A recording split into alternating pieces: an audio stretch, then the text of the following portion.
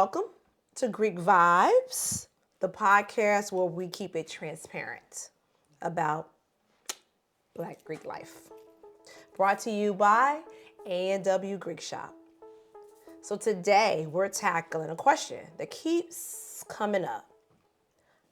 With all the new ways to connect, right? We have social media, we have network platforms.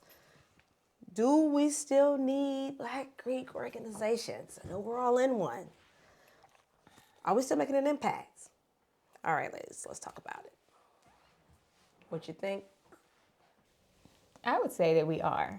We are still relevant. I think that different organizations are necessary for, people to come together, whether it be a D9 organization or whether it be the Red Cross. Everybody has a purpose, and I think that this one serves a huge purpose for the Black community. As far as voting, we all have different initiatives for that, which is great. And, even the undergrads have voter registration drives on campus, things like that. Even, I know a lot of kids that sign up that way that would, otherwise not. So I do think that we are very relevant in that aspect. What do you guys think? Yeah, and I think that, W.E.B. Du Bois talked about the talented 10th. And while I don't consider myself a part of the talented 10th necessarily, I do think the D9 collectively has many members that can be considered in that group of people who are born and destined to lead.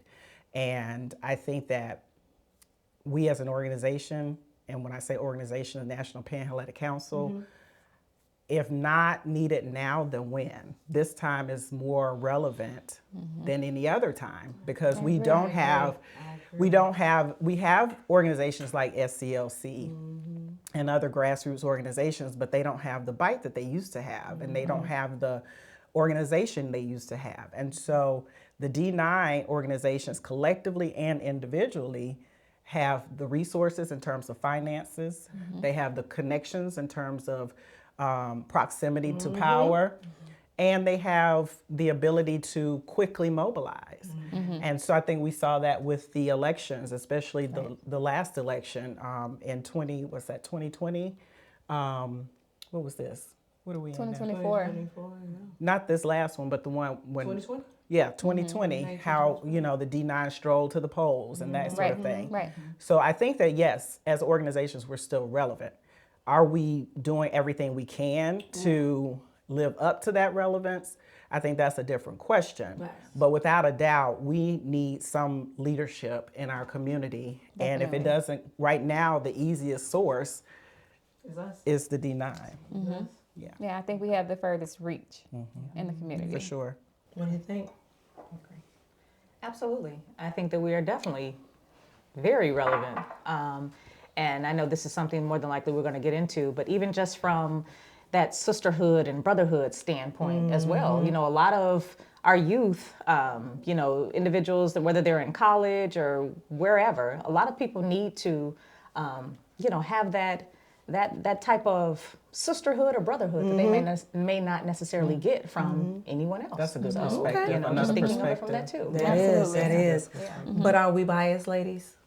Right? Oh, I'm absolutely biased We because the world wouldn't be able to turn without Delta AKA. Sigma Theta.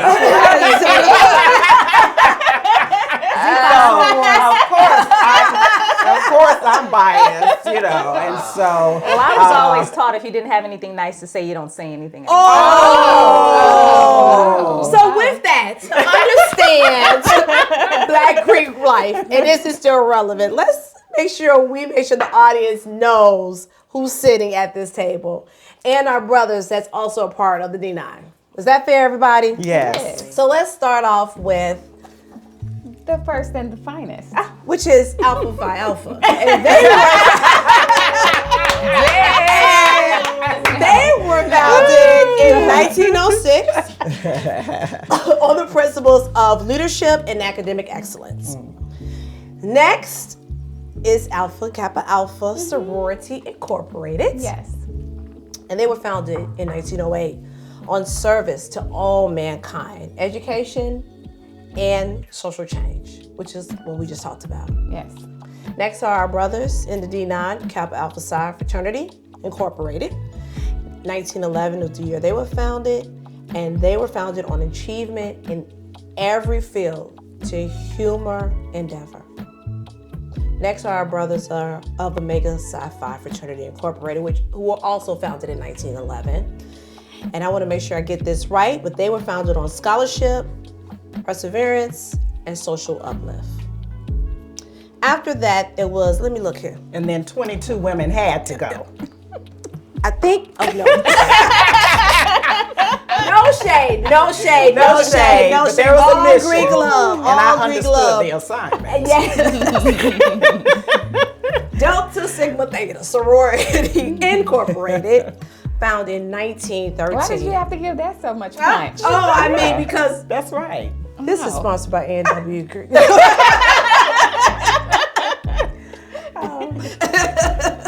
And they were founded on political activism and public service. Next are my brothers, Phi Beta Sigma Fraternity Incorporated, which was founded in 1914. And they were founded on brotherhood and community service. Next is the illustrious Zeta Phi Beta Sorority Incorporated. And we were founded, my sorority was founded in 1920. Final womanhood and social action. Next is the sorority of Sigma Gamma Rho Sorority Incorporated. And they were founded in 1922 on education and civic engagement. And then last but not least are our brothers of Iota Phi Theta. They were founded in 1963 on advocacy and social reform. So as we sit and talk, we want to make sure that we honor all of the founders that stepped out and wanted to make a difference and knew at that time D9s were needed and very relevant. The question today, you all, is, are we still today? All right. Absolutely.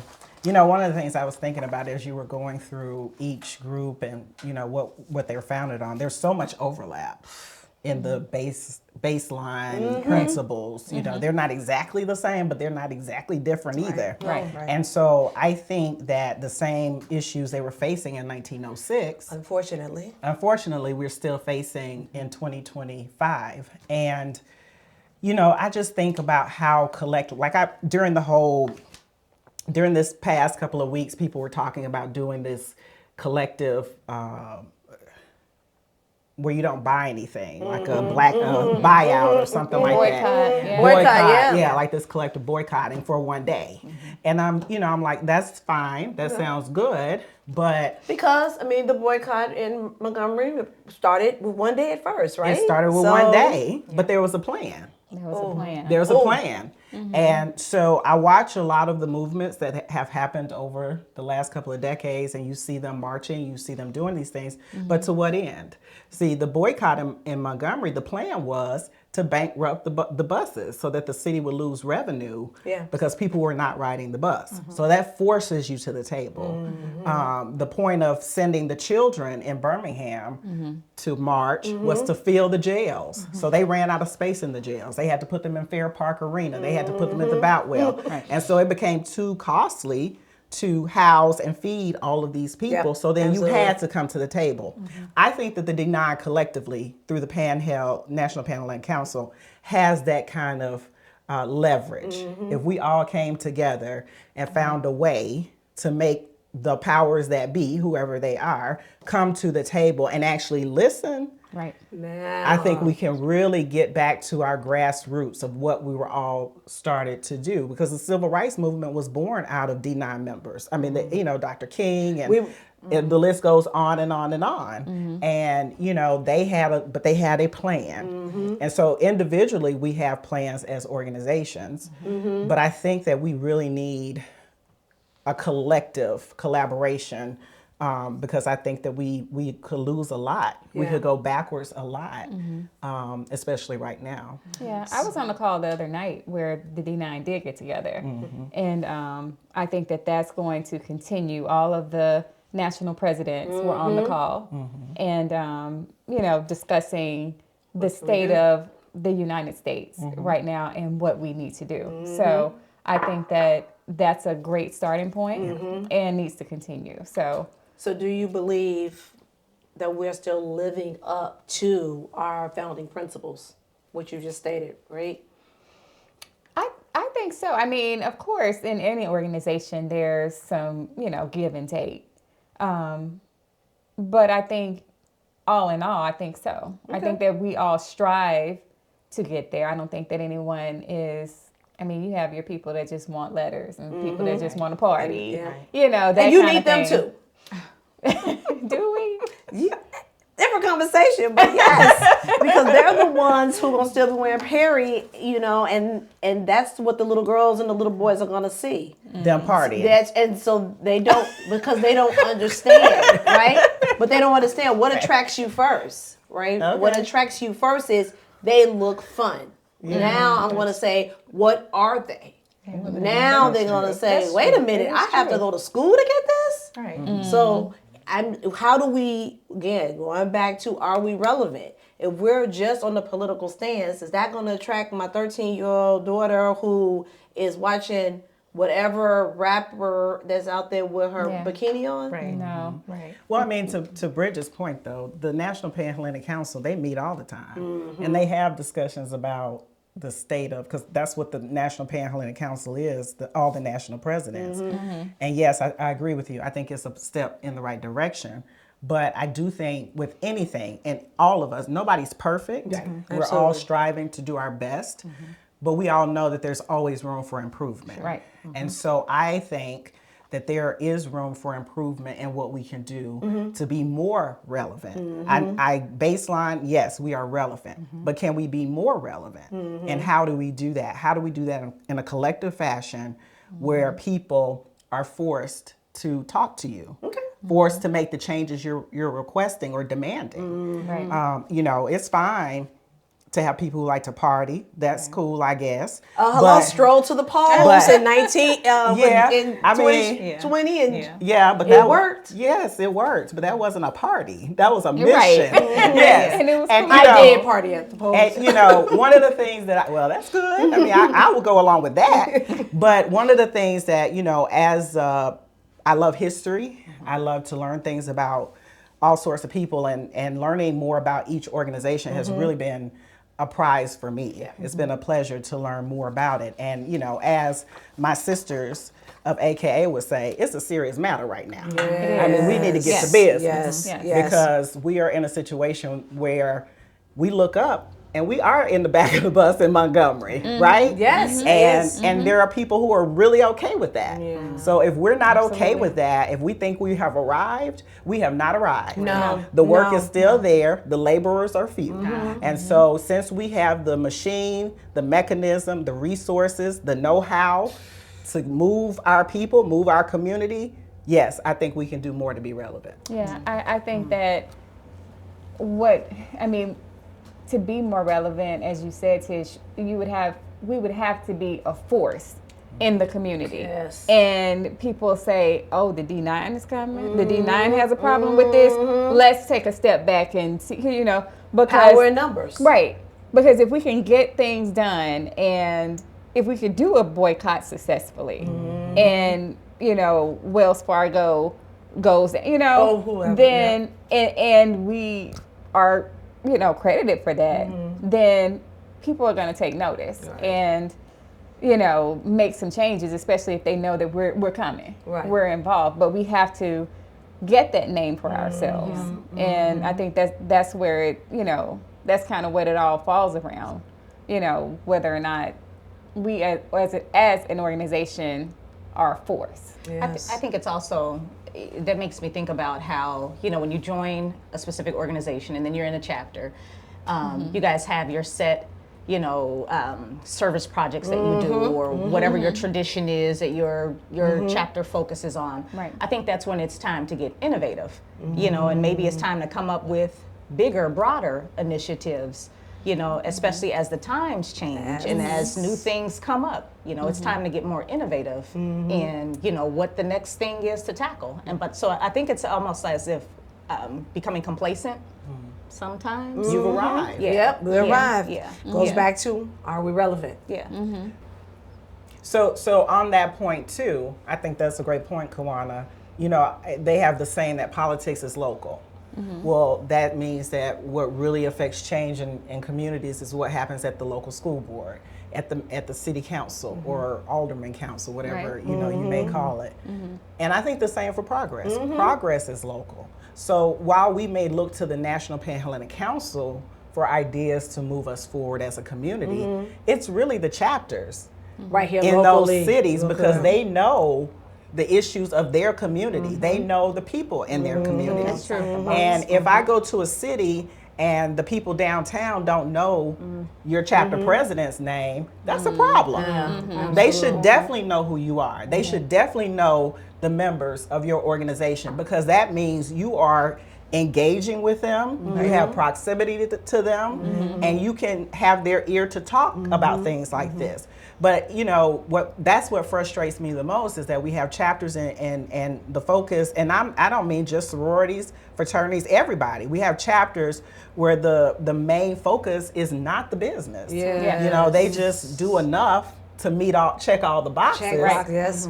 But what about where are you? Well, let's take a pause real quick because I do want to say that the D9, and I'm going to read this so I don't mess this up, but the D9 has launched major economic initiatives in response to financial inadequacies in the Black community.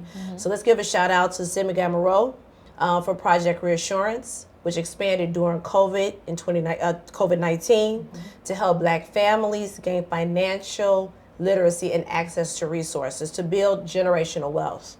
Let's give a shout out to Alpha Kappa Alpha Sorority for members only, Federal Credit Union 2020. The AKAs became the first Black sorority to launch a credit union to help members and communities with home ownership, loans, and wealth building. So to piggyback on what you said, making sure the local chapters are making sure that the people in their communities know what the AKAs are doing. That's right. Kappa Alpha Psi, they have the Kappa League. It continues to mentor Black boys, including my son, in financial literacy, entrepreneurship.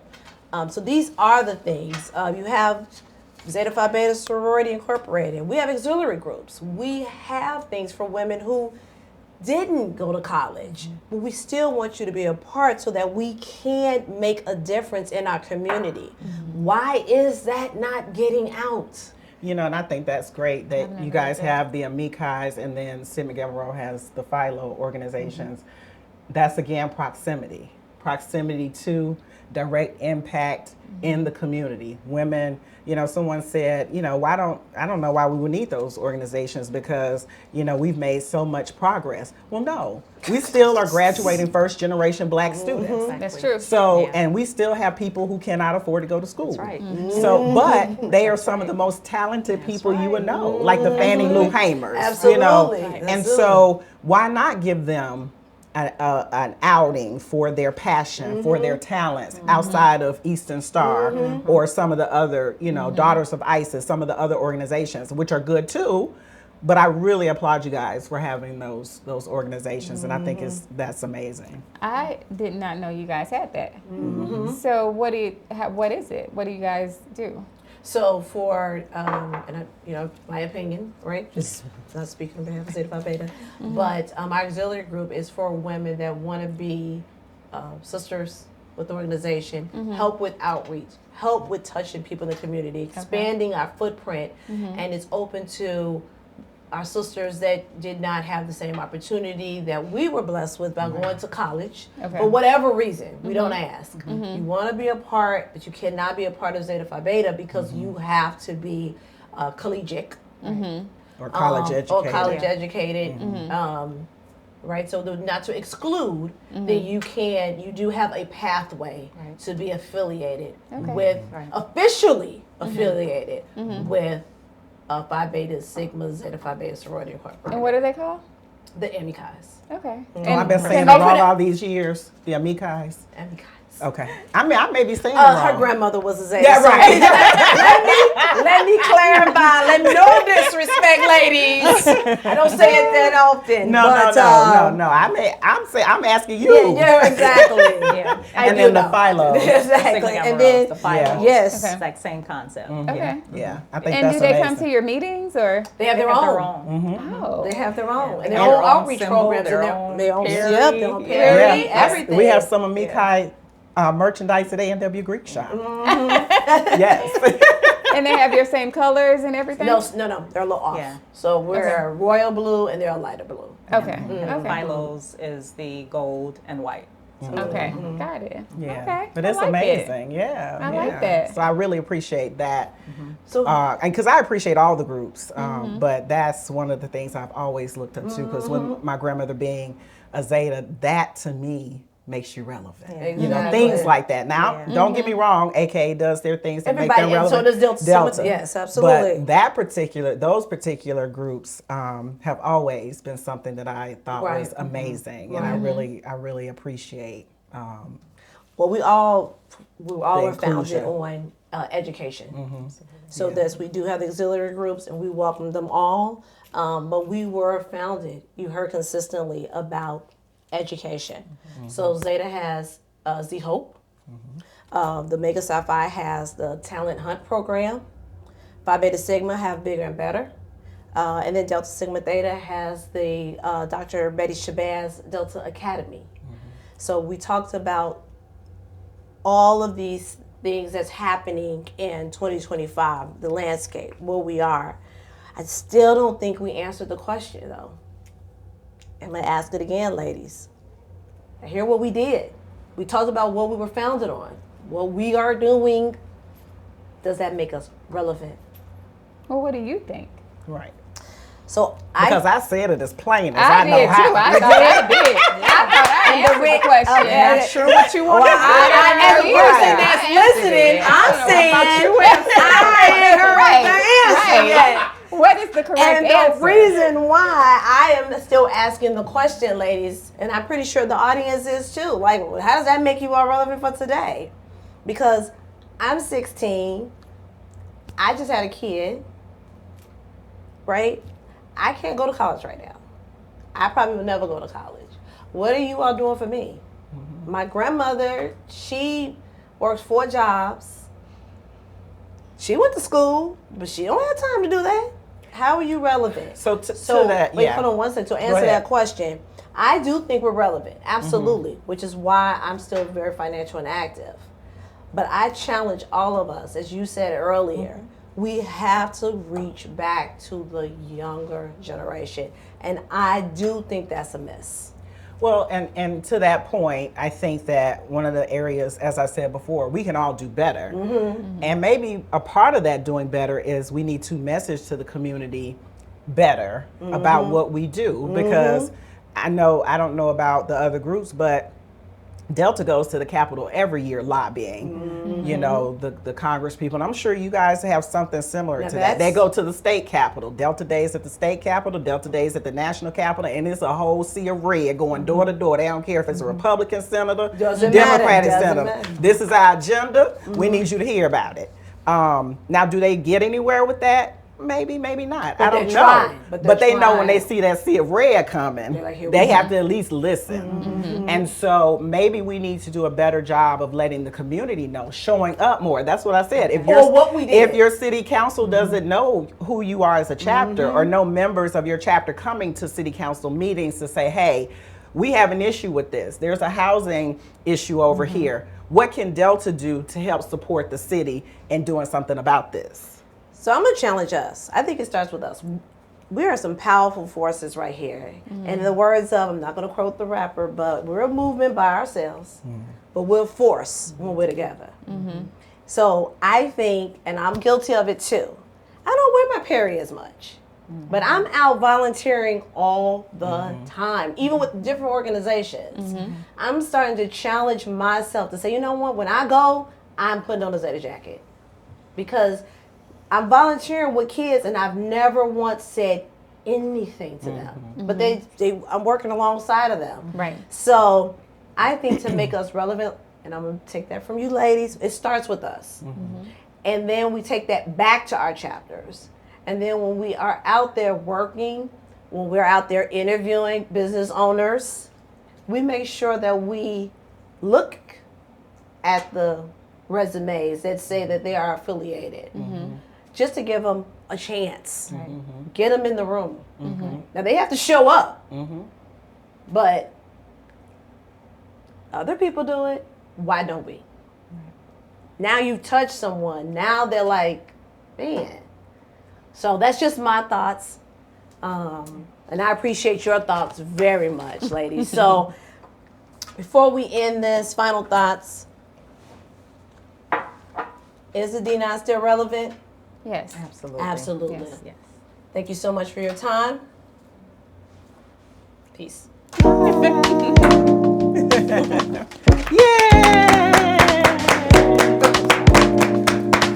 it go? How long was that? Show me the wind up. I need you to not look at me like you're trying to make me talk. Girl, 'cause I'm like, you do too much. I'm like, This is the seat. So I'm like, I'm saying, done.